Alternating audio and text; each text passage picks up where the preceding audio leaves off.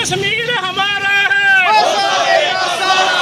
Omar Abdullah NC सरकार। Sir आज के इस प्रोटेस्ट का क्या कारण है? देखिए, आज का जो प्रोटेस्ट किया गया वो आप सभी को पता है कि जो कल विधानसभा जम्मू कश्मीर विधानसभा में जो कृत्य इन्होंने किया है वो आप सबके सामने है।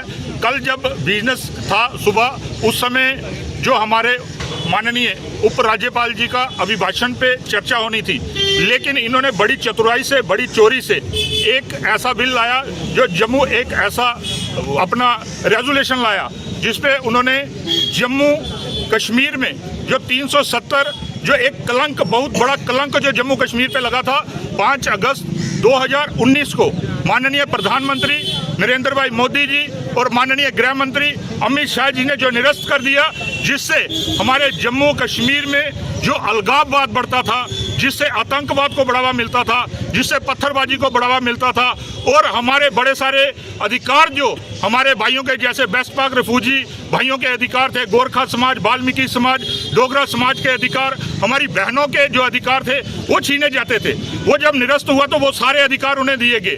कल बड़ी चतुराई से उन्होंने वो जो अपना प्रस्ताव वहाँ पे पारित किया और उसे सर्वसहमति से उन्होंने किया। जब भारतीय जनता पार्टी के सारे सदस्यों ने उसका विरोध किया, आप देखेंगे कि लखनपुर से लेके राजौरी तक और डोडा किश्तवाड़ तक, बनी बसोली, सारा क्षेत्र अगर आप देखेंगे तो सभी ने विरोध किया। सिर्फ जम्मू के 2 जयचंदों को छोड़ के, एक शंभ के विधायक और एक सुंदरबनी के जो विधायक हैं, अपने जो उप मुख्यमंत्री बने हैं सुरेंद्र चौधरी जी, जिन्होंने इस प्रस्ताव को आगे पेश किया और इसको जब पारित किया गया तो बीजेपी के सभी विधायकों ने इसका जबरदस्त विरोध किया।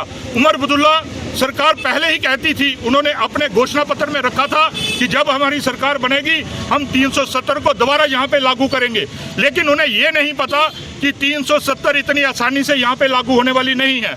ये 370 एक अगर सबसे बड़े मंदिर, अगर हम संसद की बात करें तो वहाँ पे इसका प्रस्ताव पारित हुआ है। उसके बाद सुप्रीम कोर्ट जो हमारा सर्वोच्च न्यायालय है, उन्होंने भी जब इन्होंने अपील की थी तो उन्होंने भी उस अपील को ठुकरा दिया था। इन्हें भी पता है कि यहाँ पे कुछ नहीं होने वाला, सिर्फ कुछ कट्टरपंथियों को और अपने पाकिस्तानी जो इनके आका बैठे हैं उन्हें खुश करने के लिए इन्होंने ये प्रस्ताव यहाँ पे पारित किया है।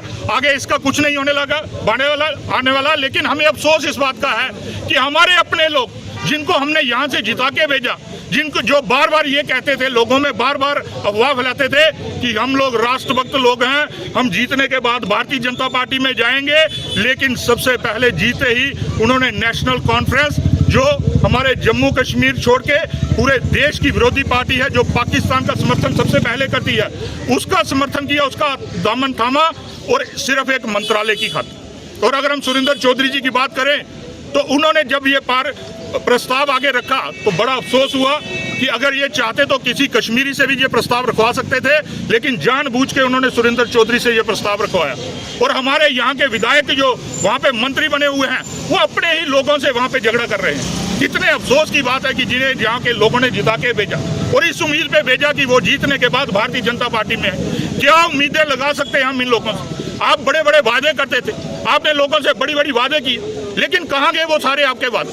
और साथियों, मैं एक चीज दावे से कह सकता हूं कि चाहे ये कितने भी यहाँ पे रेजोल्यूशन पास करें, चाहे कितने भी प्रस्ताव रखें, लेकिन केंद्र में जब तक माननीय नरेंद्र भाई मोदी जी की सरकार है, इनकी एक नहीं चलने वाली। चाहे ये कितने भी अपने आकाओं को खुश करें, कितने भी कट्टरपंथियों को खुश करें, यहाँ पे इनका कुछ नहीं होने वाला। यहाँ पे वही होगा जो केंद्र सरकार चाहेगी, चाहे ये कितने भी षड्यंत्र कर ले। और इससे क्या उम्मीद लगा सकते हैं? जिस तरीके से उन्होंने अपने घोषणा पत्र में रखा था कि आने वाले समय में हम जो जेलों में बंद अलगाववादी हैं उन्हें भी छोड़ देंगे। जो अलगाववादी जेलों में बंद हैं, जो लोग इस दुनिया से चले गए, जो आतंकवादी यहाँ से चले गए, उन्हें ये लोग 1-1 करोड़ की फंडिंग करेंगे। तो आने वाले समय में जब वो वाला प्रस्ताव आएगा तो क्या ये हमारे जम्मू के जयचंद उसमें उनका सहयोग नहीं करेंगे? साथियों, बड़े अफसोस की बात है कि इन लोगों को हमने जिता के भेजा जिन पे बड़ी उम्मीदें थी, आज उन्होंने जम्मू कश्मीर को पूरा और खासकर जम्मू के लोगों को इतना शर्मसार किया है। इसके लिए हम बड़ा ही शर्मिंदा हैं। और आज का ये प्रोटेस्ट हमने उमर सरकार के खिलाफ और खासकर जम्मू के जयचंदों के खिलाफ किया है, जिन्होंने जम्मू को दरकिनार करके उन कश्मीरियों को और पाक जो लोग हैं अपने आकाओं को खुश करने के लिए ये सब कुछ किया, उनके लिए हम बड़े शर्मसार हैं और बड़ा अफसोस है उनके लिए। धन्यवाद।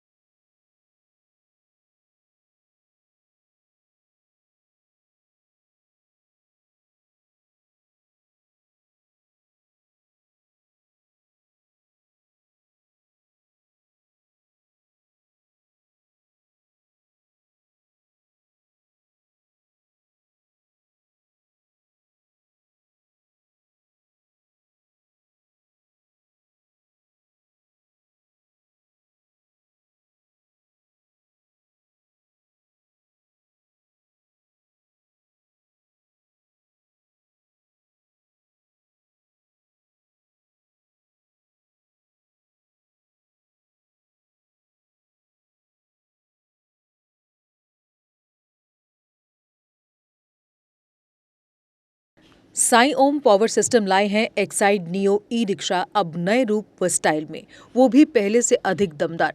एक्साइड नियो में अब आया है बड़ा डैशबोर्ड, वो भी एंड्रॉयड डिस्प्ले के साथ, USB charger with powerful sound system के साथ, जबकि एक्साइड नियो अब आ गया है लेड एसिड के साथ लिथियम बैटरी में, जो देगा आपको एक बार चार्ज करने पर 130 किलोमीटर माइलेज। 1200 वॉट की पावरफुल मोटर हर चढ़ाई को बनाए आसान। पावरफुल शॉकर व बेहतरीन सस्पेंशन, फ्रंट में अधिक पावरफुल शॉकर, नए मजबूत अलॉय व्हील, अधिक रोशनी वाली हेडलाइट व इंडिकेटर, मजबूत रूफटॉप कैरियर व गर्मी